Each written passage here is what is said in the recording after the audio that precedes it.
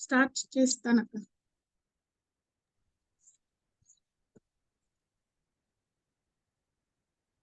మనలో ఉన్న గర్వం వలన కూడా కష్టాలు వస్తాయి. గర్విష్ఠులకు వచ్చే కష్టాలు వాళ్ళకు ఎంత గర్వం ఉంది అనే దాన్ని బట్టి ఉంటాయి. ప్రజలు నిజమైన వాళ్ళ లేక కృత్రిమమైన వాళ్ళ అనేది తెలుసుకోవడానికి ఈ కష్టాలు పరీక్షల్లా పనికొస్తాయట. అంటే నిజమైన వాళ్ళ కృత్రిమమైన వాళ్ళనే అక్క మళ్ళీ చదువు 2 లైన్లు. మనలో ఉన్న గర్వం వలన కూడా కష్టాలు వస్తాయి.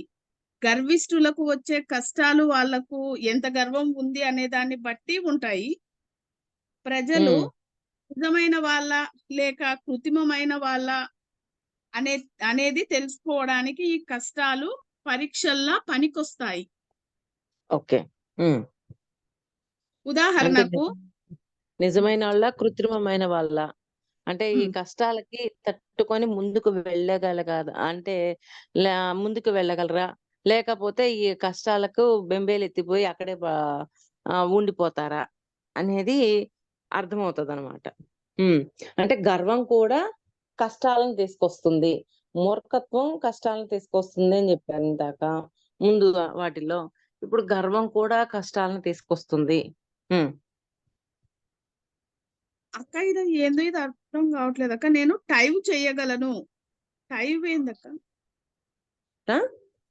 నేను టైప్ చేయగలను, కార్యదర్శిగా ఎన్నో బాధ్యతలు నిర్వహించగలను అని ఒక వ్యక్తి చెప్తాడు.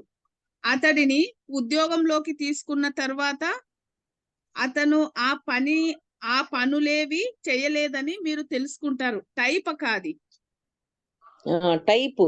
నేను అన్ని టైప్ చేయగలుగుతాను అని చెప్పి జాబ్ లో జాయిన్ అవుతాడు. జాయిన్ అయ్యాక సరిగా చెయ్యడు. అవునక్క. అతని గర్వము కష్టాలను సృష్టిస్తుంది. నేను ఆ పర్వతాన్ని ఎక్కగలను అని మీరు అంటారు. తర్వాత ఆ పర్వతాన్ని ఎక్కే అవకాశం వస్తుంది, కానీ మీరు ఎక్కలేరు. నాకు ఇవన్నీ తెలుసు అని మీరు అంటారు. ఆ తర్వాత సందర్భానుసారం మీరు జ్ఞానాన్ని ఉపయోగించడానికి ఒక పరీక్ష ఎదురవుతుంది. మీ జ్ఞానం ఏమాత్రం ఉపయోగపడలేదని మీరు తెలుసుకుంటారు. అంటే జ్ఞానం ఉపయోగపడలేదంటే జ్ఞానాన్ని ఆచరిస్తే అది ఉపయోగపడుతుంది. జ్ఞానాన్ని ఆచరించినప్పుడు ఎట్లా ఉపయోగపడుతుంది? అందుకని మనం ఎప్పుడు అనుకుంటుంటాం కదా, వినడమే కాదు, సందర్భం వచ్చినప్పుడు, అటువంటి పరిస్థితి వచ్చినప్పుడు దాన్ని ఆచరించగలగడమే ఇంపార్టెంట్. ఎన్ని క్లాసులు విని ఎన్ని బుక్స్ చదివి ఏం లాభం? కానీ పరిస్థితి వచ్చినప్పుడు ఎప్పుడైతే ఆచరిస్తామో అప్పుడు మనము దాన్ని జ్ఞానంగా మన అనుభవ జ్ఞానంగా మార్చుకోగలుగుతాం. ఆచరణ లేనప్పుడు అనుభవ జ్ఞానంగా మార్చుకోవడం అనేది ఉండదు కదా. అదే ఆ 2 లైన్స్ మళ్ళీ చదువు. ఓకే అక్క. అతను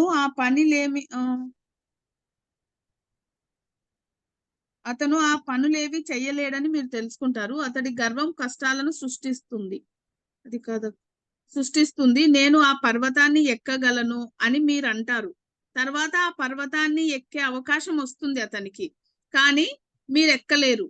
నాకు ఇవన్నీ తెలుసు అని మీరు అంటారు. ఆ తర్వాత సందర్భానుసారం మీ జ్ఞానాన్ని ఉపయోగించడానికి ఒక పరీక్ష ఎదురవుతుంది. మీ జ్ఞానం ఏమాత్రం ఉపయోగపడలేదు అని మీరు తెలుసుకుంటారు.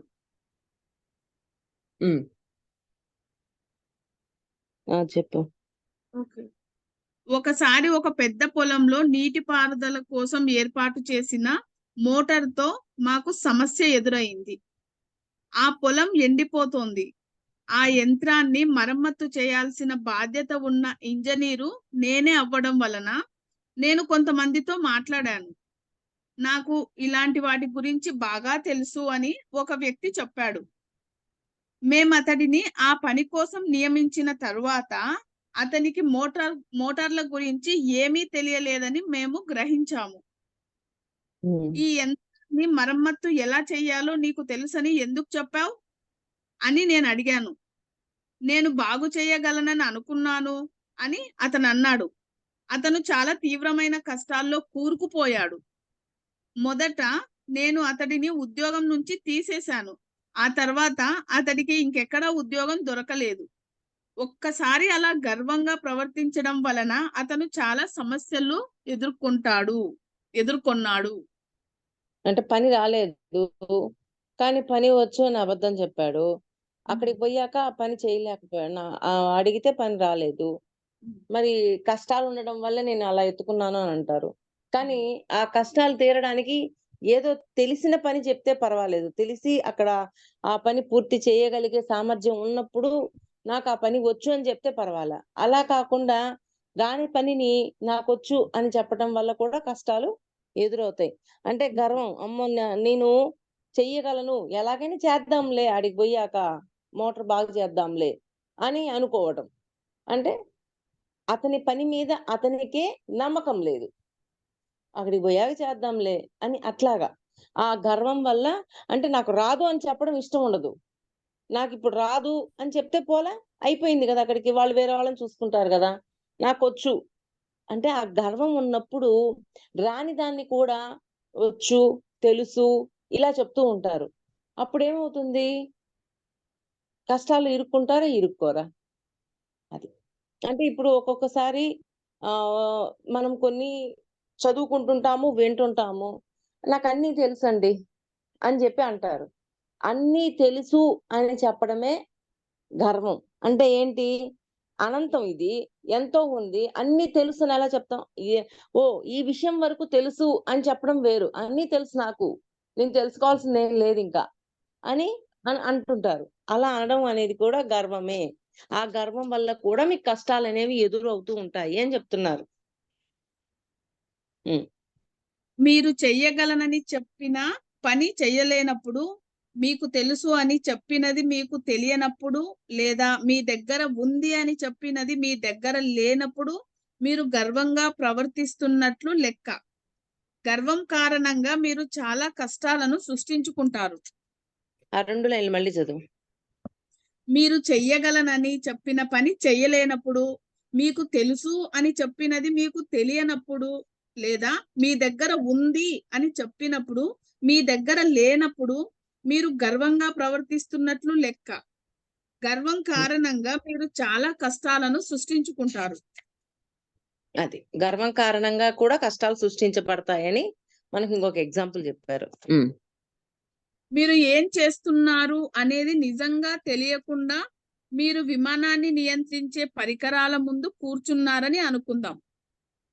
మీ గర్వం ఆధారంగా మీరు పని చేస్తున్నట్లయితే కనుక మీరు పీకల్లోతు కష్టాల్లో ఉన్నట్లే. గర్వాన్ని తప్పించుకునే ప్రయత్నం చెయ్యండి. మీకు ఏదైనా తెలియకపోతే కనుక ఆ సంగతి ఒప్పుకోండి. హ్మ్. మీరు అంటే చదవనండి. ఈ విషయం గురించి తెలీదు. తెలియనప్పుడు తెలియదు అని ఒప్పుకుంటే సరిపోద్ది కదా! నేనెందుకు ఒప్పుకోవాలి అని ఆ గర్వంతోటి ఒప్పుకోము. అప్పుడు తెలుసుకోవాల్సింది కూడా తెలియకుండా అయిపోతది. ఇప్పుడు గురువు దగ్గరికెళ్ళాము. ఒక విషయం గురించి ఆహ్, ఆయన చెప్తూ ఉన్నారు. ఆయన చెప్తూ ఉన్నప్పుడు గురువుగారు నాకిది తెలుసు అన్నాక ఆయన చెప్పాలి అనుకున్నది కూడా ఆగిపోద్ది. ఈడు తెలుసుకోవాల్సింది కూడా కోల్పోతాడు. మరి ఆ గర్వం వల్ల తెలుసుకోవాల్సింది కూడా కోల్పోయారా లేదా? అది. హ్మ్. మీ మీ గర్వం ఆధారంగా మీరు పనిచేస్తున్నట్లయితే కనుక మీరు పీకల్లోతు కష్టాల్లో ఉన్నట్లే. గర్వాన్ని తప్పించుకునే ప్రయత్నం చెయ్యండి. మీకు ఏదైనా తెలియకపోతే కనుక ఆ సంగతి ఒప్పుకోండి. మీరు ఏదైనా పని చేయలేకపోతే కనుక ఆ పని చెయ్యలేను అని చెప్పేయండి. మీరు ఏ స్థితిలో ఉన్నారు? మీరు ఏం చెయ్యగలరు? మీ చైతన్యం ఏ స్థాయిలో ఉంది అనేది ఖచ్చితంగా తెలుసుకోండి. ఆ విధంగా చేస్తే మీతో పాటు ఇతరులకు అదనపు కష్టాలను సృష్టించకుండా ఉంటారు. మి అంటే మిగిలిన వాళ్ళకి అదనపు కష్టాలు సృష్టించకుండా ఉండడం అనేది జరుగుతుంది. తెలిస్తే హ్మ్. తెలుసని జెప్పండి. తెలీదా హ్మ్. తెలీదని జెప్పండి. అంతేకాని తెలియకపోయినా సరే నాకు తెలుసు అని చెప్పడం అనేది చెయ్యొద్దు. ఆ చేయటం వల్ల అక్కడ వాళ్ళకి కష్టాలు కొని అంటే వచ్చేటట్టు చేయడమే గదా! ఇప్పుడు మోటార్ బాగు చేయాలి అని ఇతనికి తెలుసని చెప్పాడు కాబట్టి అతన్ని తీసుకెళ్లారు. ఆడికి తీసుకెళ్ళాక మోటార్ బాగు చేయడానికి ఆయనకు అర్థం కాలేదు. అప్పుడు వాళ్ళకి అసలు అర్జెంట్ ఆ మోటార్ బాగు చేయడం. మరి ఇంకొక వ్యక్తిని తీసుకొచ్చే లోపు వాళ్ళకి పని ఆగిపోయిందా లేదా? వాళ్ళని ఒక ఒక విధంగా ఇంకొక పెద్ద సమస్యలోకి నెట్టినట్టేనా? అలాగా తెలిస్తే తెలుసని చెప్పేది. తెలియకపోతే తెలియలేదని చెప్పేది. ఎందుకు తెలియకుండానే తెలుసని ఎందుకు చెప్పాలి? అలా చెప్పటం వల్ల నేర్చుకోవడం కూడా కోల్పోతున్నాం. అసలు తెలుసుకోవాల్సిన దాన్ని కూడా కోల్పోతున్నాం. అసలు తెలుసుకోక జీరో అయిపోతుంది పూర్తిగా. అదే తెలియదు అని ఒక మాట చెప్పగానే ఇంకొక వ్యక్తిని తీసుకుపోయేవాళ్ళు కదా! ఇంకొక వ్యక్తిని తీసుకుపోయేవాళ్ళు, వాళ్ళ సమస్య నుంచి తొందరగా బయటకొచ్చేవాళ్ళు. ఇప్పుడేమైంది? బయటికి రావాలి అంటే సమస్య నుంచి ఎక్కడొస్తాడు? మరి ఇంకొక వ్యక్తిని ఎక్కడున్నాడో ఎతుక్కొని తీసుకొచ్చి చేసేలోపు అక్కడ అది సమస్య పెద్దదై కూర్చుంటుంది. అక్కడ జరగాల్సిన పని ఆగిపోతుంది ఆ మోటార్ వల్ల. అలాగా తెలిస్తే తెలుసని చెప్పాలి. తెలియకపోతే తెలియదు అని చెప్పాలి. హ్మ్. బద్ధకం కష్టాలను సృష్టిస్తుంది. తమ కష్టాల గురించి ఫిర్యాదు చేసేవాళ్ళు చాలా మంది నాకు తెలుసు. వాళ్లకు ఉండడానికి ఇల్లు దొరకదు. వాళ్ళు కారు కొనుక్కోలేరు లేదా బిల్లులు కట్టలేరు. మీరు దానికి కారణంగా ఏమిటని లోతుగా పరిశీలిస్తే గనుక వాళ్ళు చాలా బద్ధకస్తులని మీరు గ్రహిస్తారు. బద్ధకం వల్ల కూడా కష్టాలొస్తాయి. ఎంత బాగా చెప్తున్నారు. మూర్ఖత్వం వల్ల, గర్వం వల్ల, బద్ధకం వల్ల, ఇన్నిటి వల్ల కష్టాలొస్తున్నాయో చూడండి. మళ్ళీ చదువు అది. బద్ధకం వల్ల అనేది. బద్ధకం కష్టాలను సృష్టిస్తుంది. తమ కష్టాల గురించి ఫిర్యాదు చేసేవాళ్ళు చాలా మంది నాకు తెలుసు. వాళ్లకు ఉండడానికి ఇల్లు దొరకదు. వాళ్ళు కారు కొనుక్కోలేరు లేదా బిల్లులు కట్టలేరు. మీరు దానికి కారణంగా ఏమిటని లోతుగా పరిశీలిస్తే గనుక వాళ్ళు చాలా బద్ధకస్తులని మీరు గ్రహించగలుగుతారు. అంతే. బద్ధకం వల్ల ఎలా కష్టాలు వస్తాయి అక్క? బద్ధకం వల్ల పనులు కావు అంతే కదా! ఇప్పుడు చెప్పారు కదరా అది. ఆశ ఉంటది కదా వాళ్ళకు. కారు కొనుక్కోవాలా, కార్లో తిరగాల, అవి తిరగాలని ఉన్నా కూడా వాళ్ళ బద్ధకం వల్ల వాళ్ళు దాన్ని సాధించలేరు. కానీ సాధించిన వాళ్ళ మీద దెప్పి మాట్లాడుతుంటారు. అంటే కొనుక్కోవాలనే కోరికుంది. కోరికున్నప్పుడు కష్టపడి సంపాదించి కొనుక్కోవాల. అలా కాకుండా కష్టపడి సంపాదించకుండా నాకు కారు రాలేదు, నాకు రాలేదని ఫీల్ అవుతుంటారు. అంటే నాకు కొత్త అంటే కష్టం వచ్చినట్టు ఫీల్ అయిపోతుంటారు. చూడండి మాకు కారు కూడా లేదు అని. కాకపోతే కష్టపడి సంపాదించి కొనుక్కుంటే వచ్చేస్తది ఆ కారు. ఏమీ చేయకుండా రమ్మంటే ఎట్టొస్తది? రాదు కదా! అది ఆ కోణంలో చెప్తున్నారు అక్కడ. అంటే అప్పుడు బద్ధకం ఉన్నప్పుడు కోరిక లేకపోతే ఓకే. అంతే. బద్ధకం ఉన్నప్పుడు కోరిక లేకపోతే ఇంకేముంది, ఆడ గమ్ముగా ఉండడమే కదా! అంతే కదరా! బాగుందక్క. బద్ధకస్తులకు కోరికలు ఉండకూడదు కదక్క. అట్లా ఉన్నప్పుడు వాళ్ళు ఊకే ఉంటారు. అంతే. నాకు గుర్తొస్తున్నది ఏమిటంటే, ఒకసారి ఒక కందకం తవ్వడానికి నాకు సహాయకులు అవసరమయ్యారు. నిరుద్యోగులకు పని చూపించే స్థానిక సంస్థను నేను సంప్రదిస్తే, మా దగ్గర పని కోసం ఎదురు చూస్తున్న వాళ్ళు 3 ఉన్నారు. మీరు వాళ్ళలో ఎంత డబ్బు ఇస్తారు అని అడిగారు. ప్రస్తుతం కూలీ ధర ఎంత ఉంది అని అడిగాను. గంటకు $6 ఆమె చెప్పింది. మంచిది, వాళ్ళను పంపండి అని చెప్పాను నేను. వాళ్ళు ఆ ప్రదేశానికి వచ్చాక మీరు మాకు ఎలాంటి పని ఇస్తారు అని అడిగారు. మేము ఒక కందకాన్ని తవ్వాలనుకుంటున్నాము అని నేను బదులిచ్చాను. అలాగా, మేము అలాంటి పని చెయ్యము అని వాళ్ళు అన్నారు. మీకు ఏ పని లేదు కదా, మీకు డబ్బు అవసరం లేదా అని అడిగాను నేను. లేదు మేము తవ్వము అని వాళ్ళు స్థిరంగా చెప్పారు. చూడండి, నేను చదువుకున్న వాడిని నేను తవ్వుతున్నాను. నా బట్టలు చూడండి అని అన్నాను. కానీ వాళ్ళు ఆ పని చెయ్యము అని ఖచ్చితంగా అన్నారు. ఆ సంస్థలో పని చేస్తున్న మహిళలతో మాట్లాడి వాళ్ళను ఎందుకు వెనక్కి పంపేస్తున్నానో చెప్పాను.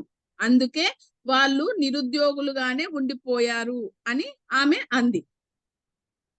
మరి వచ్చారు, పని ఇస్తారు అని చెప్పి ఈ పని మేము చేయము అన్నారు.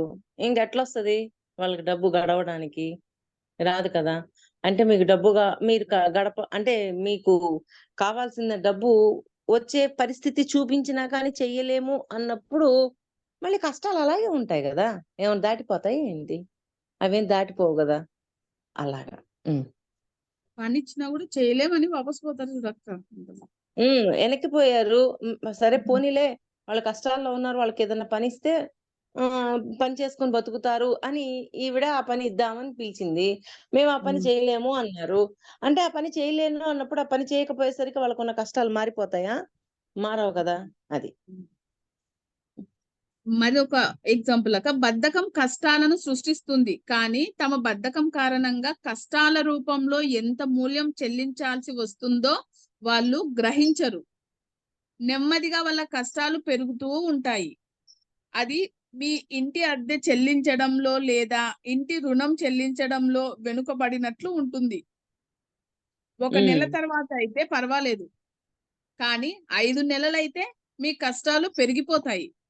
ఒకవేళ 10 నెలలు గడిస్తే కనుక మీరు చాలా లోతు సమస్యల్లో కూరుకుపోతారు. అంతే కదా. ఒక నెల అద్దె ఇవ్వలేదు, పర్వాలే, రెండో నెలకి ఎట్టో గట్ట అడ్జస్ట్ చేస్తాం. అదే 10 నెలలు అద్దె ఇవ్వనప్పుడు ఇంకా లోతుల్లో కూరిపోయినట్టే కదా. అంతే. ఇంకా ఇంకా ఎక్కువైపోయినట్టేగా సమస్య. అది. కొన్నిసార్లు మీ జీవితంలో ఎదురవుతున్న కష్టాలు మీ బద్ధకం కారణంగానే వస్తాయి. మీరు శ్రమించే గుణం ఉన్నవారైతే కనుక చేయాల్సిన పని ఎప్పుడూ ఉంటుంది. యునైటెడ్ స్టేట్స్ అవకాశాలను అందించే దేశం. ఈ దేశంలో మానసిక సమతులనతో ఆరోగ్యంగా ఉన్న వాళ్లకు ఉద్యోగాలు లేకపోతే కనుక వాళ్ళు బద్ధకస్తులు అవ్వడమే దానికి కారణమవుతుంది. అంతే. చాలా సంవత్సరాల క్రితం తన మాతృభూమి నుంచి 45 చాలా సంవత్సరాల క్రితం తన మాతృభూమి నుంచి వలస వచ్చిన ఓ వ్యక్తి నా కార్యాలయానికి రావడం గుర్తొస్తోంది. ఇంత పెద్ద దేశంలో ఏం చేయాలో నాకు తెలియడం లేదు. పన్నులు, బీమా, మందుల బిల్లులు కట్టాలి. నాకు పని దొరకడమే లేదు. కాబట్టి నా దేశానికి నేను తిరిగి వెళ్ళిపోతాను అని అతను అన్నాడు.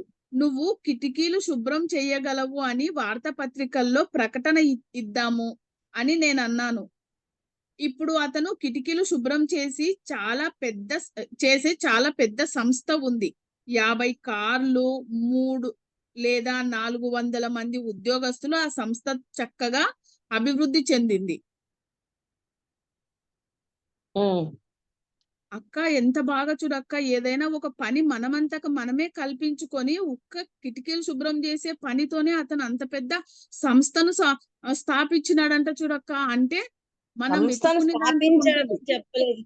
స్థాపించానని చెప్పారా? సంస్థలో వర్క్ ఉందని చెప్పారా? మళ్ళీ చదువుది. నా దేశానికి నేను తిరిగి వెళ్ళిపోతాను అన్నాడక్క. నువ్వు కిటికీలు శుభ్రం చెయ్యగలవు అని వార్తాపత్రికలో ప్రకటనిద్దాము అని నేను చెప్పాను. ఇప్పుడు అతనికి కిటికీలు శుభ్రం చేసే చాలా పెద్ద సంస్థ ఉంది అక్క. సంస్థ ఉంది. ఆయన సంస్థ స్థాపించలా, అట్లాంటి సంస్థ ఒకటి ఉంది, ఆ సంస్థలో వర్క్ చేయాలని సంస్థ ఉంది. 50 కార్లు, 3 లేదా 400 మంది ఉద్యోగులతో ఆ సంస్థ చక్కగా అభివృద్ధి చెందుతోంది. బద్ధకం సమస్యలను సృష్టిస్తుంది, కానీ మీకు బద్ధకం లేకపోతే కనుక మీ సృజనాత్మక శక్తులను మీలోని సౌందర్యాన్ని వెలికి తీసి మరింత ఘనమైన కష్టాలే మీకు వస్తూ ఉంటాయి. అదే. ఈ విధంగా మనలో ఉన్న సృజనాత్మకతను బయటికి తీయాలి. క్రియేటివిటీని బయటికి తీస్తే అప్పుడు మారిపోతుంది. కానీ ఆ క్రియేటివిటీని బయటికి తీయకపోతే అలాగే ఉంటది. బద్ధకంగానే ఉంటుంది. ఈ విధంగా చూస్తే కష్టాలు రావడం మంచిదే. మిమ్మల్ని నాశనం చేసే కష్టాలు ఉంటాయి, అలాగే మీకు పునర్జన్మను ఇచ్చే కష్టాలు ఉంటాయి. ఈ 2 రకాల కష్టాలను ఎలా ఎదుర్కోవాలో మీరు తెలుసుకుంటారు. జాలితో చేసే పనులు కష్టాలను సృష్టిస్తాయి. ఇది చాలా సూక్ష్మంగా ఉంటుంది. కేవలం జాలితో ఏ పని చెయ్యకండి. మీరు ఎవరి మీదైనా జాలి పడతారు. ఆ తర్వాత అతను అకస్మాత్తుగా మారిపోతాడు. మిమ్మల్ని చంపే అవకాశం ఉంది. కరుణ చూపండి. కానీ మీ జాలి బుర్రను కూడా చూపించొద్దు. వాడండి. జాలి చూపించొద్దు అని చెప్తున్నారు. అదే జాలి అక్క. చూపించొద్దు, కరుణ చూపించండి అంటున్నారు. జాలి రెండిటికి చూపించడం వల్ల తేడా ఏంటక్క? జాలి అంటే కరుణకి జాలికి ఎంత తేడా ఉంది? జాలి వాడి మీద జాలి పడుతున్నాడు. అర్రెర్రే వాడు ఎంత కష్టపడుతున్నాడో పాపం పాపం పాపం అంట వాడి మీద జాలి చూపిస్తాం. అది వేరు. కరుణ అంటే వాడు కష్టపడుతున్నాడు, వాడికి తగ్గ ఫలితం వస్తుంది, వాడికి ఇంకొక పని అప్పచెప్పినా వాడు చేస్తాడు. ఎడ్యుకేట్ చేయడం, నువ్వు ఈ పని ఇలా చెయ్యి అలా చెయ్యి అని అలా చెప్పడం వేరు. కానీ అయ్యో వాడికే ఇన్ని కష్టాలు వచ్చాయి, అయ్యో వాడే ఇలాగా బాధపడుతున్నాడు. ఈ మధ్య ఒక మాస్టర్ వచ్చారు, ఒక ఒక ఆవిడకి ఇట్లాగే పేర్లు ఇచ్చాం. మాట్లాడుతూ ఉంటే వాళ్ళ బాధలు వాళ్ళ కష్టాలు చూసి మేడం ఎంత పాపమో అసలు, వాళ్ళు ఎంత బాధపడుతున్నారో అని చెప్పి మాట్లాడుతుంది. జాలి చూపులు చూపిస్తుంది. అసలు జాలి ఎందుకు చూపిస్తున్నావు అని అడిగాను. పాపం వాళ్ళు ఎంత కష్టాలు పడుతున్నారు మేడం అనింది. అయితే మరి నీకు వచ్చిన కష్టానికి నువ్వెన్ని అంటే ఎన్ని దుష్కర్మలు చూసావు అని అడిగా. ఒక పెద్ద కష్టం వచ్చింది తనకి. ఆల్రెడీ వచ్చినప్పుడు 20 దుష్కర్మలు చూసింది. 20 దుష్కర్మలు చూసి క్లియర్ చేసి బయటకు వచ్చింది. మరి అతనికి ఆ కష్టం వచ్చింది అంటే ఆ కష్టం వెనక ఉన్న దుష్కర్మ చూస్తేనే కదా అతను కూడా బయటకు వచ్చేది. మరి ఏది ఇస్తే అది పొందుతాము అంటారు. మరి అతను బాధని ఇచ్చాడు కాబట్టి బాధనే అనుభవిస్తున్నాడు. మరి బాధను అనుభవిస్తున్నప్పుడు మరి ఎలా చెప్పగలవు అయ్యో పాపం అని ఎలా అంటాం మనం? వాళ్ళు ఇచ్చిందే కదా వాళ్ళు పొందుతున్నారు. అలాగా జాలి చూపులు చూపించొద్దు. దాని పట్ల అవగాహన వచ్చే విధంగా మాట్లాడు. వాళ్ళని కావాల్సిన గైడెన్స్ ఇవ్వు, ఎడ్యుకేట్ చేయి.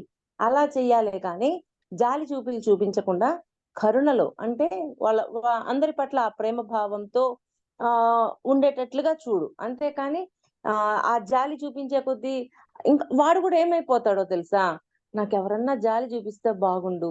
ఇప్పుడు ఒకవేళ మనం మన రిలేటివ్స్ ఇంటికి వెళ్తాము, అక్కడ వాళ్ళకి బాగలేదు, అయ్యో పాపం బాగలేదా అని ఓదార్పు నిట్టూర్పులు వస్తాం. కానీ దానికి బదులు నువ్వు ఇంతే ధైర్యంగా ఉండు, అన్ని వెళ్ళిపోతాయి.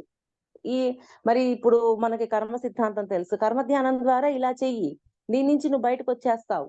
ఇలాగ చెప్పినప్పుడు వాళ్ళల్లో ఇంకొంచెం ధైర్యం వస్తుంది. అంటే కరుణతో ఉన్నప్పుడు ఎదుట వాడికి మంచి మాట అంటే ఇటువంటి మాటలు చెప్తాం. జాలితో ఉన్నప్పుడు మనం ఏం చేస్తామంటే వాడు తక్కువ అనే భావంతో చూస్తాం. వాడు చాలా తక్కువగా ఉన్నాడు, వాడు ఇటువంటి సమస్యలో ఉన్నాడు అని తక్కువ భావంతో చూస్తాం. తక్కువ భావం అవసరం లేదు. అది జాలి ఉండకూడదు, కరుణ ఉండొచ్చు.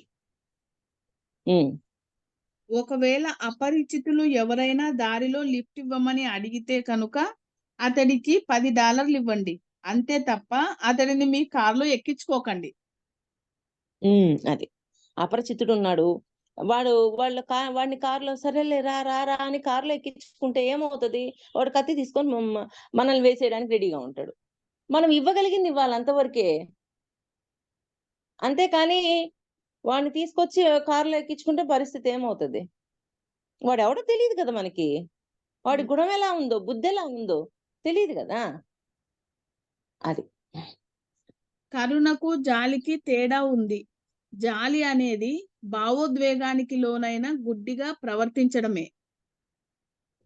జాలి అంతే అనేది కదా, భావోద్వేగం. అయ్యో అన్న ఆ భావాలన్నీ, అయ్యో నీకు ఇంత కష్టం వచ్చిందా, అది ఆ జాలి, ఆ నిట్టూర్పులు ఇవన్నీ మాట్లాడటం. దాని వెనుక గర్వం ఉంటుంది. ఇది చాలా సూక్ష్మమైన విషయం. గర్వం అంటే ఏంటి? తక్కువ అనే భావం. నేను ఇంకా పై స్థాయిలో ఉన్నాననే భావం. ఎదుట వాడిని తక్కువ లోకువతో చూస్తాం, చులకనతో చూస్తాం. అది జాలి. ఇది చాలా సూక్ష్మమైన విషయం. జాలి అనేది మీ జీవితంలో ఎన్నెన్ని కష్టాలను సృష్టిస్తుందో ఆలోచించండి.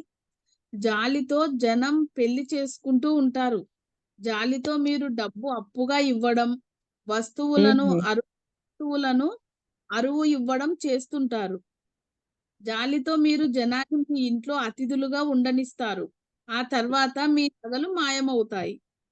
అని. జాలి జాలితో జాలితో చేసే పనులన్నీ నెత్తికి తిప్పలు తీసుకొస్తాయి. చెయ్యగలిగిన పని చెయ్యండి. అంతేకాని జాలి చూపించాల్సిన అవసరం లేదు. ఇప్పుడు సరే ఇంక తర్వాతొస్తదిలే. చదువు. జాలితో ఏ పని చెయ్యకండి. ప్రజలు వాళ్ళ కాళ్ళ మీద వాళ్ళు నిలబడేలా చెయ్యండి. మీరు వాళ్ళకు సహాయం చెయ్యాలనుకుంటే కనుక, వాళ్ళు మీకు హాని కలిగించే అవకాశం లేని విధంగా ఆ పని చెయ్యండి. అంటే సహాయం చేసినా వాళ్ళు తిరిగి మనకి హాని చేయటానికి ఆస్కారం లేని పనులు చేయాల. ఇప్పుడు డబ్బులు జాలి హెల్ప్ చేయాలనుకున్నాము. హెల్ప్ చేసాము. అయిపోయింది. వాడి నుంచి డబ్బులు రాకపోయినా పర్వాలేదు. వాళ్ళ సంగతి నాకు అవసరం లేదు అనుకునేటట్లుంటేనే చేయండి. అంటే శక్తి మేరకు చేయండి. శక్తికి మించి చెయ్యొద్దు. జాలి అనేది అన్ని చోట్ల విపరీతంగా వ్యాపించిన జబ్బు. మన జాలి గుణం కారణంగా ఇతరులు మనల్ని నియంత్రిస్తూ, మనల్ని వాడుకుంటూ ఉండే సందర్భాలు ఎన్నెన్నో ఉంటాయి. మన హ్మ్. జాలి గుణం ఉపయోగించుకున్న ప్రతిసారి మనకు ఇబ్బందిగా అనిపిస్తూ ఉంటుంది. తర్వాత మనం చేసిన పనికి పశ్చాత్తాపడుతూ ఉంటాము. ఏదో అవసరం తీరాల్సి ఉంది అనే దాన్ని జాలి సూచిస్తుంది. అదే. కానీ మన స్వంత జాలి మనల్ని వాడుకోకుండా ఉండేలా ఆ అవసరాన్ని ఎలా తీర్చుకోవాలి? మొదటి అడుగు ఏమిటంటే భావోద్వేగం, జాలి ప్రభావంతో పనిచేసే బదులు ఆలోచించాలి. రెండవ అడుగు ఏమిటంటే జాలిని రేకెత్తించిన పరిస్థితికి కారణం ఏమిటో పరిశీలించాలి. మొదటి పాయింట్ ఏంటి?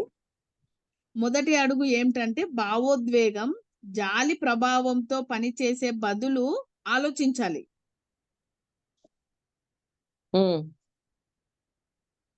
మొదటి అడుగు ఏమిటంటే భావోద్వేగం, జాలి ప్రభావంతో పనిచేసే బదులు ఆలోచించాలి. రెండవ అడుగు జాలిని రేకెత్తించిన పరిస్థితికి కారణం ఏమిటో పరిశీలించాలి.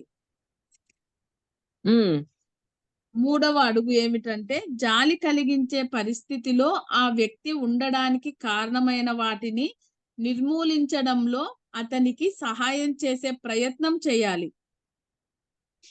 అది నిర్మూలించడంలో అవసరమైన సహాయం మనం చేయగలగాలి. అంటే ధైర్యాన్ని ఇచ్చే విధంగా, ఇంకొక విధంగా వాడికి దాని నుంచి బయటకొచ్చే విధంగా చెప్పాలే గాని, అయ్యో! నీకే కదా ఇంత కష్టం వచ్చింది అని అన్ని టూకులు, ఆ జాలి, చులకన ఇవన్నీ ఉండకూడదు. మొదట్లో జనం అలాంటి సహాయాన్ని ద్వేషించడమే తరచుగా జరుగుతూ ఉంటుంది. ఎందుకంటే తమ అవసరాలు వెంటనే తీరిపోవాలని వాళ్ళు ఆశిస్తూ ఉంటారు. తెలివైన వ్యక్తి ఆ పరిస్థితిని పెంచి పోషించే బదులు వాళ్ళు ఆ పరిస్థితిని అధిగమించగలిగేలా సహాయం చేస్తాడు. ఆ పరిస్థితి కేవలం ఫలితమే తప్ప కారణం కాదు. అది. జాలి అంటే ఇంట్లో పరిస్థితులకు కూడా జాలి చూపించొద్దు. మాట్లాడాలి. మాట్లాడి తేల్చుకోవాలి. అంతేకాని జాలి పడే విధంగా మనం ఉండొద్దు. ఎదుటి వాడి మీద జాలి చూపించొద్దు. 2 చేయొద్దు. జాలి కలిగించే పరిస్థితులు ఎదురైనప్పుడు బుర్రను ఉపయోగించే ప్రయత్నం చేసి జాలిని పెంచి పోషించకుండానే ఈ అవసరం తీరేలా నేను వాస్తవికంగా ఏం చెయ్యగలను అని ప్రశ్నించుకోవాలి. అది. పొదుపుగా ఉండకుండా వృధా చేయడం కష్టాలను సృష్టిస్తుంది. చాలా మంది గంటకు $10 సంపాదించి $15 ఖర్చు పెడుతూ ఉంటారు. క్రెడిట్ కార్డుల వలన ఇలా చేయడం ఇంకా సులభం అయిపోయింది. ప్రజలు దుకాణాలకు వెళ్లి ధనవంతుల్లా నటిస్తూ ఉంటారు. మనం డబ్బు చెల్లించట్లేదు, ఆ కార్డు చెల్లిస్తోంది అని వాళ్ళు అనుకుంటూ ఉంటారు. వాళ్ళు కొనుగోలు చేసిన వస్తువులకు కార్డు ద్వారా చెల్లించడం వలన అది భవిష్యత్తులో వాళ్ళు ఇంకా ఎక్కువ డబ్బు చెల్లించేలా చేస్తుంది. అంటే క్రెడిట్ కార్డు ఇవన్నీ పోయి డబ్బులు అప్పుడు బానే ఉంటది. ఆ డబ్బులు కట్టేటప్పుడు డబల్ కట్టాల్సొస్తది చూడండి. అప్పుడు కనిపిస్తది మనకి. మీ బట్టలు, మీ చెప్పులు, మీ ఫర్నిచరు, తివాచి, నీరు, గ్యాస్, అలాగే విద్యుత్తు వృధా చేయకూడదు. ప్రకృతి ఇచ్చే వాటికి పరిమితులు ఉన్నాయి. ప్రకృతి వనరులు పూర్తిగా అయిపోతే కనుక మన పిల్లలు, భావితరాలు ఈ భూమి మీద ఎలా జీవించగలుగుతారు? ఈ రోజు మనం ఓజోన్ పొరకు, మహాసాగరాలను అన్నింటినీ నాశనం చేస్తున్నాం. మనం చేస్తున్న వృధా వలన మనం కష్టాలలోకి వెళ్తున్నాము. భావితరాలకు కష్టాలను సృష్టిస్తున్నాము. అంటే ప్రకృతి నాశనం చేయటం, ఇవన్నీ చేయటం వల్ల భావితరాల వాళ్ళకి సరి అయిన సంపదను మనం ఇవ్వలేకపోతున్నాం. మీరు మీ శరీరాన్ని, మీ కళ్ళను, చెవులను, చేతులను, సమయాన్ని, శక్తిని లేదా లైంగిక శక్తిని వృధా చెయ్యకూడదు. ఉదాహరణకు, ఎక్కువసేపు టీవీ చూస్తూ కూర్చోవడం వృధా చెయ్యకండి. కొన్నిసార్లు యువత తమ లైంగిక శక్తిని చాలా ఎక్కువగా వృధా చేస్తూ ఉంటారు. సెక్స్ మంచిదే, కానీ దాన్ని వృధా చేయడం అనేది భవిష్యత్తులో వాళ్లకు చాలా కష్టాలను సృష్టిస్తుంది.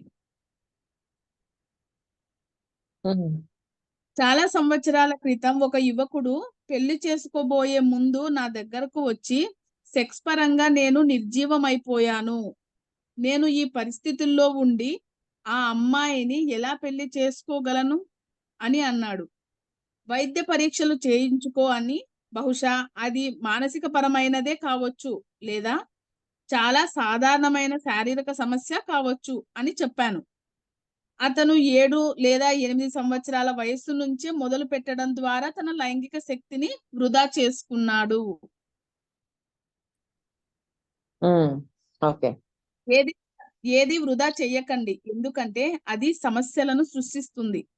మీరు మీ జేబులో ఉన్న డబ్బులో కొంత పొదుపు చేస్తే కనుక అవసరం వచ్చినప్పుడు ఖర్చు పెట్టడానికి ఆ డబ్బు అందుబాటులో ఉండి మీకు చాలా మంచి భావన కలుగుతుంది. కానీ మీరు మీ జేబులో చెయ్యి పెట్టినప్పుడు జేబులో డబ్బు లేకపోతే కనుక మీకు సమస్యలు ఎదురవుతాయి. మీరు చాలా వృధా చేస్తున్నారో, మీరు ఎలా వృధా చేస్తున్నారో చూపించడానికి ఇంగిత జ్ఞానం మిమ్మల్ని మేల్కొల్పుతుంది. ఇంగిత జ్ఞానం మేల్కొల్పుతుంది. కాస్తైనా ఇంగిత జ్ఞానం లేదా నీకు? ఇలా ప్రవర్తిస్తున్నావు అని అంటాం మనం కామన్ గా ఆ వర్డ్. కొన్నిసార్లు నేను రకరకాల ప్రదేశాలకు వెళ్ళినప్పుడు అన్ని గదుల్లో విద్యుత్ దీపాలు ఉండడం గమనిస్తూ ఉంటాను. ఏమీ పర్వాలేదు అని జనం అంటూ ఉంటారు. కానీ విద్యుత్ బిల్లు వచ్చినప్పుడు అలా వృధా చేసిన విద్యుత్ కోసం మీరు అదనంగా ఎన్నో డాలర్లు చెల్లిస్తూ ఉంటారు. మీరు ఒక గదిలోనే కూర్చొని ఉన్నప్పుడు మిగిలిన గదిల్లో విద్యుత్ దీపాలు ఎందుకు వెలుగుతున్నాయి? కొన్ని ఇళ్లలో వేర్వేరు గదుల్లో 2 దీపాలు, 2 టీవీలు పనిచేస్తూ ఉండడం, వాటిలో దేనిని ఎవ్వరూ చూడకపోవడం కూడా నేను గమనించాను. ఈ రకమైన వృధా ప్రతి ఒక్కరి జీవితంలోనూ జరుగుతూనే ఉంటుంది. వృధా చేయడం చివరకు కష్టాలనే కలిగిస్తుంది. ఎందుకంటే వృధా చేయడం అనేది ప్రకృతికి మీరు ఇంకా ఎక్కువ రుణపడి ఉండేలా చేసే ప్రక్రియ. దీని వెనుక చాలా గొప్ప తత్వశాస్త్రం ఉంది. వృధా చేయడం అనేది ప్రకృతి పట్ల మీ రుణాన్ని పెంచుతుంది. ఆ రుణాన్ని మీరు తిరిగి చెల్లించేలా చేయడం ద్వారా ప్రకృతి మిమ్మల్ని శిక్షిస్తుంది. మీరు అలాంటి రుణాలను ఎలా తీరుస్తారు? ఇక్కడే కష్టాలు మొదలవుతాయి.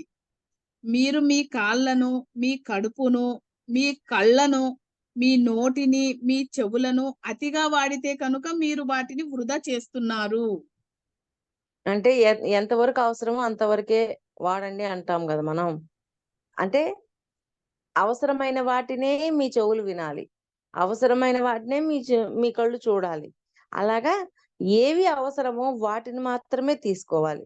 అనవసరమైనవన్నీ తీసుకున్నప్పుడు లోపల చెత్త పేరుకుంటది. చెత్త పేరుకొని ఏమవుతుంది? శక్తి కోల్పోతాం. అది మన కష్టాల్లో 80% మనం అనవసరంగా మాట్లాడడం వల్లనే వస్తాయి.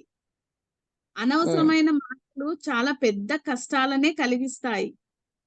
మీరు ఎంత తక్కువగా మాట్లాడితే అంత ఎక్కువ పొరపాట్లు, ఎంత ఎక్కువ మాట్లాడితే అంత ఎక్కువ పొరపాట్లు చేస్తారు. అంటే తక్కువ మాట్లాడినప్పుడు తక్కువ పొరపాట్లు, ఎక్కువ మాట్లాడినప్పుడు ఎక్కువ పొరపాట్లు. అందుకని లిమిటెడ్ అంటే లిమిట్ లో ఉపయోగించండి. మాటల పొదుపు అంటారు కదా, ఆ మాటలు కూడా పొదుపుగా ఉపయోగించండి అని చెప్తున్నారు. అంటే సాధారణంగా కాదు, కష్టాలు రావడానికి ఇన్ని రకాలుగా ఉన్నాయా అనేది తారకం గారు అద్భుతంగా తెలియజేశారు మనకి. అదే అక్క, ఆశ్చర్యంగా ఉందక్క, ఎన్ని రకాలు. సరే, సాధారణంగా ఈ పొరపాట్లు చాలా సూక్ష్మంగా ఉంటాయి. కొన్నిసార్లు ఏమాత్రం అవసరం లేని సూచనలను చేయడం ద్వారా మీరు ఇతరులను తీవ్రంగా గాయపరుస్తారు. మీకు అవసరం లేని సూచనలు అంటే అక్కడ అవసరం లేదు, అక్కడ సూచనలు. అందుకే కదా మీరు చెప్పే మాటల్ని వినే వాళ్ళకే మీరు చెప్పండి, వినని వాళ్ళకి చెప్పొద్దు అంటాం. అలాగా మీరిచ్చే సూచనలు ఎవరైతే వింటున్నారో వాళ్ళకి చెప్తూ ఉండాల. వినని కాడికి పోయి చెప్పడం ఏమన్నా లాభం ఉంటుందా? లాభం ఉండదు కదా. అది మీకు ఇతరులకు కష్టాలను చాలా ఎక్కువగా కలిగించే మూలాల్లో మీ నోరు కూడా ఒకటి. మీ భార్యతో, భర్తతో, స్నేహితులతో, అలాగే పౌర్ణమి సమయాల్లో ప్రత్యేకించి చాలా జాగ్రత్తగా ఉండండి. మీరు ఏం మాట్లాడుతున్నారో జాగ్రత్తగా చూసుకోండి. మీ మాటలు ఇతరులను ఎంతగా గాయపరిచే అవకాశం ఉందంటే ఆ గాయాలను నయం చేయడం సాధ్యం కాదు. ఇక్కడ ఒక పాయింట్ చెప్తాను, ఒక నిమిషం. నాకు ఒకసారి, ఇప్పుడు కాదు, 9 years 10 years బ్యాక్, ఎక్కడ చేతుల కాడ కొన్ని చోట్ల సూదులతో గుచ్చుతున్నట్టుగా పెయిన్ వస్తుంది నాకు.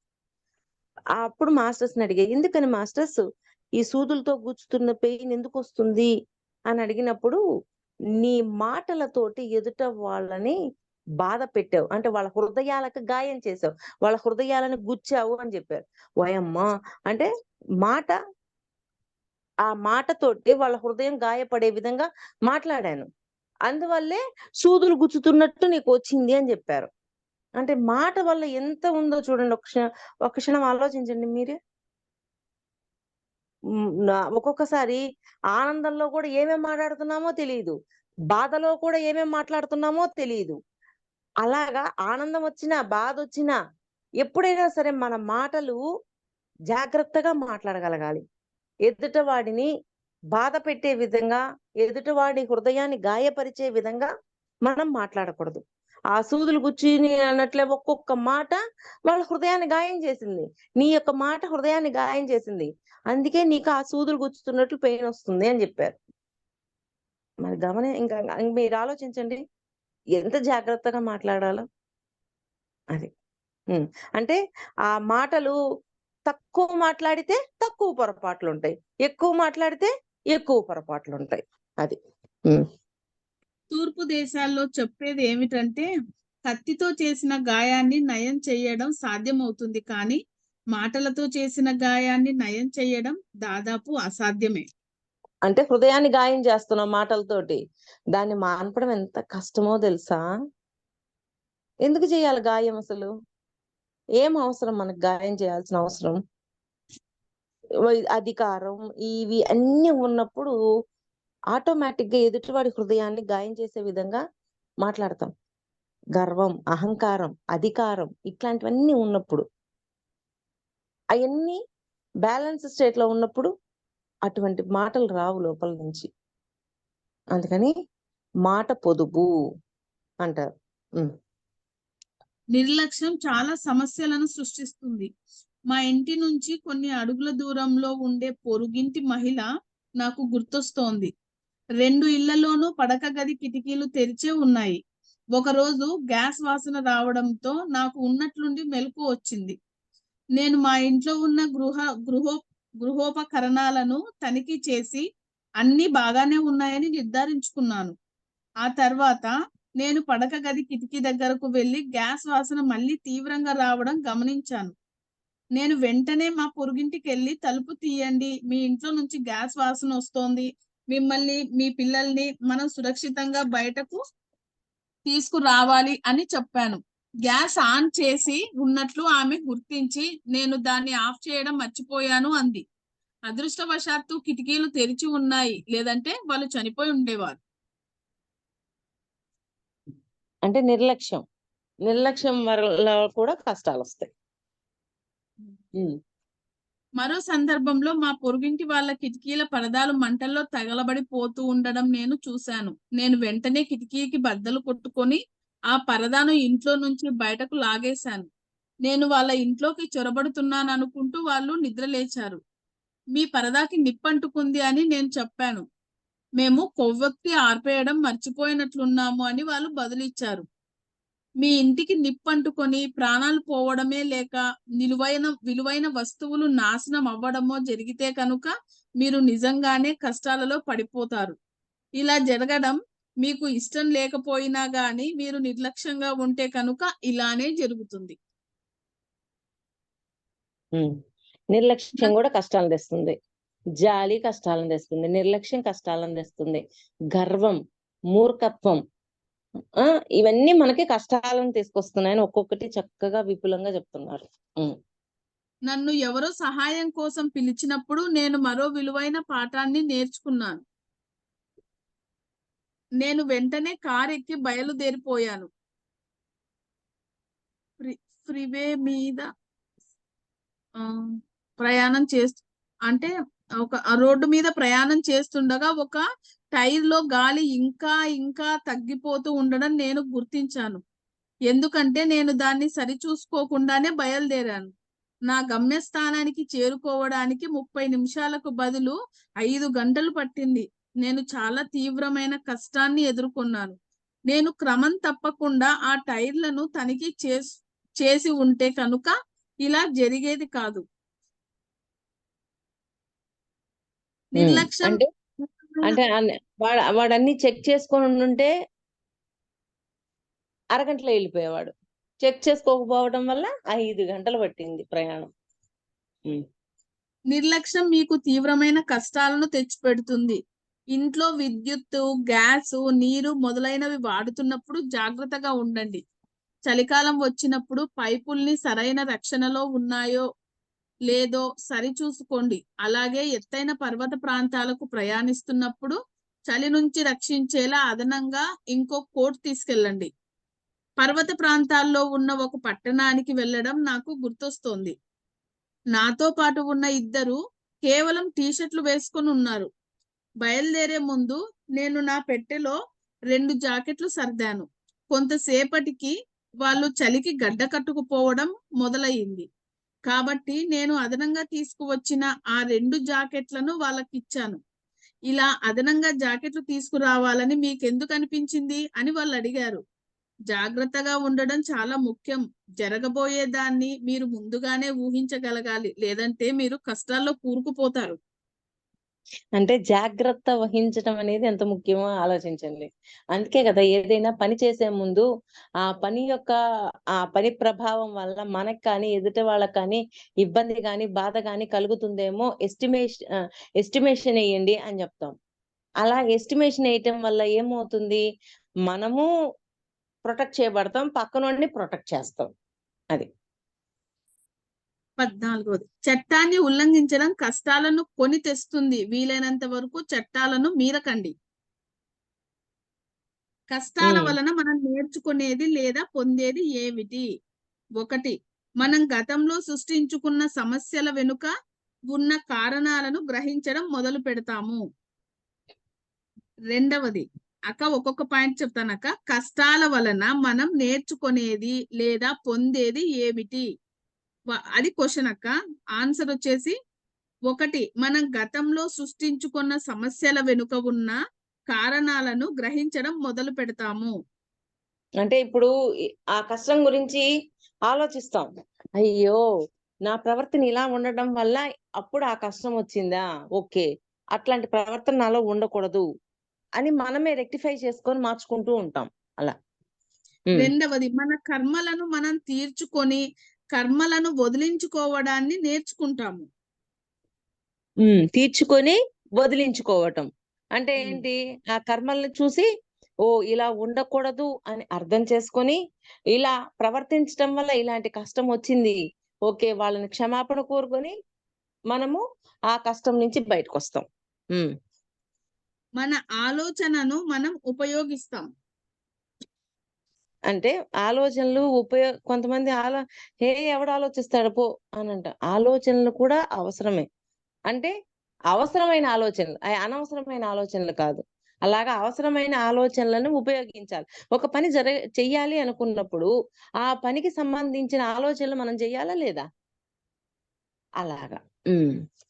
మన ఇచ్ఛాశక్తిని బలోపేతం చేసుకొని తగిన చర్యలు చేపడతాం. నిస్సంగాన్ని నేర్చుకుంటాము. నిస్సంగాన్ని అంటే అక్క పాయింట్ ఏంది? ఇచ్ఛాశక్తిని మన ఇచ్ఛాశక్తిని బలోపేతం చేసుకొని తగిన చర్యలు చేపడతాం. మనకిష్టం ఇచ్ఛాశక్తి అంటే మనము ఎటువంటి పని చెయ్యాలనుకుంటున్నామో దానికి శక్తినిచ్చి మనము దాన్ని పూర్తిగా ఆ పని చేయటానికి మన ఇచ్చినంత ఉపయోగించాలి. అంటే మన యొక్క శక్తిని పూర్తిగా ఉపయోగించినప్పుడు ఆ పని పూర్తి చేయగలుగుతాం. అది నిస్సంగాన్ని నేర్చుకుంటాము. ఎన్ని కష్టాలు వచ్చినా మన లక్ష్యాన్ని మనం నెరవేర్చగలిగే మనోబలాన్ని పెంపొందించుకుంటాము. అంతే. ఎన్ని కష్టాలైనా కానీ మనోబలం పెంచుకుంటూ ఉంటాం. పరిణామ క్రమంలో ఉన్న మన మానవాత్మ మూర్తిమత్వాన్ని నియంత్రించే చర్యలు చేపడతాము.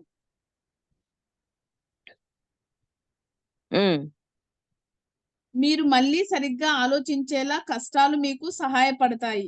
మీ శక్తులను పరిణామ క్రమంలో మన మానవాత్మ మూర్తిమత్వాన్ని నియంత్రించే చర్యలు చేపడతాము. అంటే పరిణామ క్రమంలో పాత వాటిని వదిలేసి కొత్తగా అంటే ఇంకా ఉన్నతంగా తయారవ్వటం.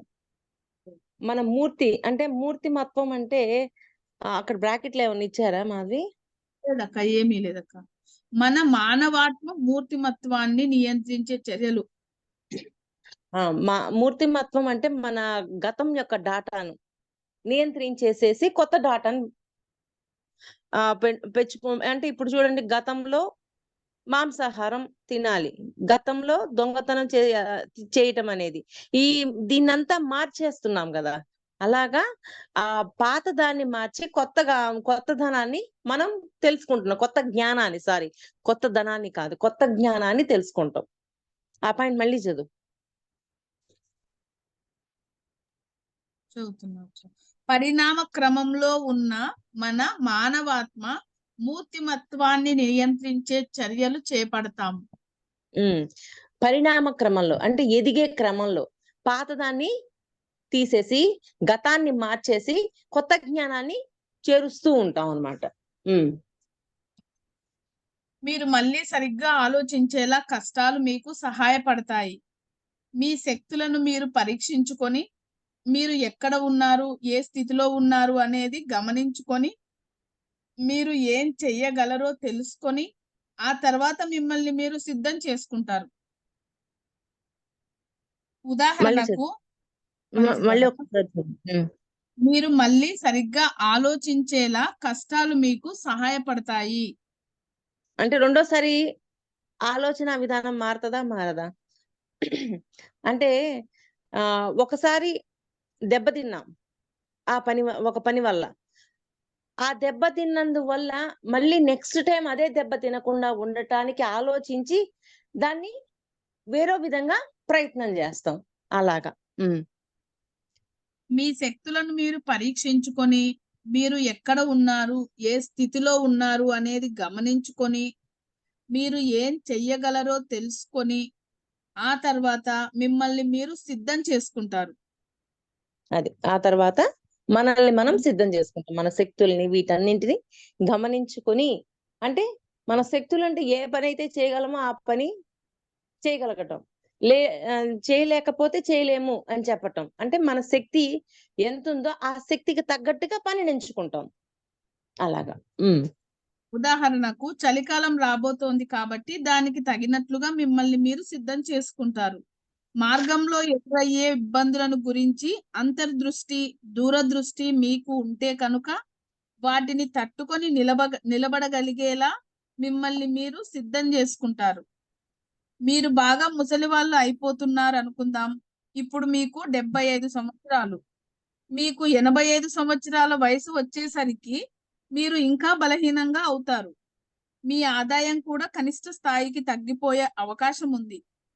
మీరు యు మీరు యువకులుగా ఉన్నప్పుడే వృద్ధాప్యంలో ఎదురయ్యే కష్టాలతో పోరాడడానికి మిమ్మల్ని మీరు సిద్ధం చేసుకోవాలి. మళ్ళీ చదవది. యువకులుగా ఉన్నప్పుడే యువకులుగా ఉన్నప్పుడే వృద్ధాప్యంలో ఎదురయ్యే కష్టాలతో పోరాడడానికి మిమ్మల్ని మీరు సిద్ధం చేసుకోవాలి. తర్వాత చాలు అంతవరకు. అక్క ఇంకొక పేపర్ చదివితే చాప్టర్ అయిపోతుంది. చదివైతే. మీరు చనిపోయి పైలోకాలలో కొన్ని కష్టాలను ఎదుర్కోవలసి ఉందని అనుకుందాం. మీరు ఈ సమస్యలను ఎదుర్కోవడానికి సిద్ధంగా ఉండేలా ఆధ్యాత్మికంగా, మానసికంగా మిమ్మల్ని మీరు తయారు చేసుకోండి. తెలివైన స్త్రీ లేదా పురుషుడు కష్టాలు రాకముందే వాటిని తమ రాడర్ అంటే జరగబోయేది ముందుగా పసిగట్టే సహజ జ్ఞానం ద్వారా గ్రహిస్తాడు. ఒకసారి నేను మరో రాష్ట్రానికి విమానంలో ప్రయాణిస్తున్నప్పుడు తుఫాన్ రాబోతుంది అని కెప్టెన్ ప్రకటించారు. ఆయన క్యాబిన్లోకి ప్రవేశించాక ఆ తుఫాను ఎంత దూరంలో ఉంది అని అడిగాను. 400 మైళ్ళ దూరంలో ఉంది అని ఆయన చెప్పారు. ఆ తుఫాను గురించి అంత ముందుగా ఎలా తెలిసిందని అడిగితే రాడర్ అని ఆయన చెప్పారు. ఆ సమస్య నుంచి సురక్షితంగా బయటపడేలా విమానాన్ని ఇంకాస్త కిందికి ఎగిరేలా లేదా ఇంకాస్త పైన ఎగిరేలా చేయడం, లేదంటే విమానం వేగం పెంచడం కోసం ఆ కెప్టెన్ సిద్ధపడుతున్నాడు. మీకు దూరదృష్టి ఉండి మీరు సమగ్రతతో ఉంటే కనుక కష్టాలు రాకముందే గ్రహించి మిమ్మల్ని మీరు సిద్ధం చేసుకుంటారు. మీరు కష్టాన్ని ఎదుర్కోవడానికి సిద్ధంగా ఉంటే మీరు దాన్ని ఓడించగలుగుతారు. కానీ మీరు కష్టాన్ని ఎదుర్కోవడానికి సిద్ధం లేకపోతే కనుక అది మిమ్మల్ని ఓడిస్తుంది.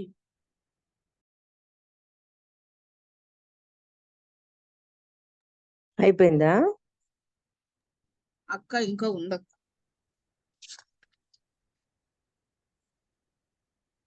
చదవనా అక్క? చదవాలా అక్క? ఆ పేపర్ వరకే ఉంది అంటుంటే చదివేసి మొత్తం.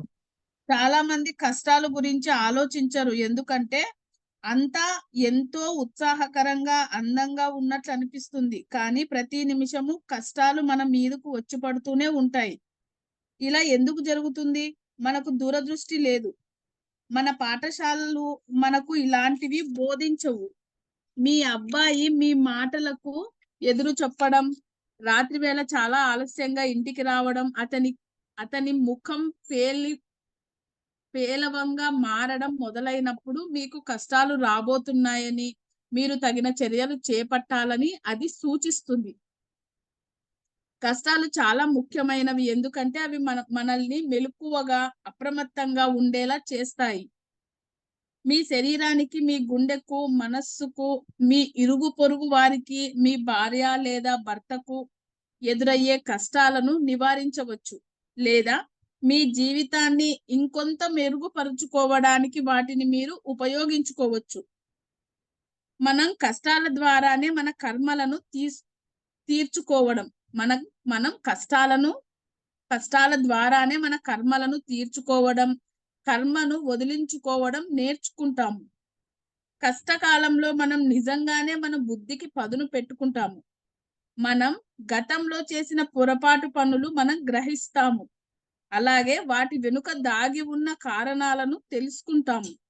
అప్పుడు మనం ఆ పాత కారణాలను నిర్మూలించడానికి కొత్త కారణాలను సృష్టించుకుంటాము. ప్రశ్న: ఇంతకు ముందు మన మనస్సును తీవ్రంగా గాయపరిచిన పరిస్థితుల్లోకి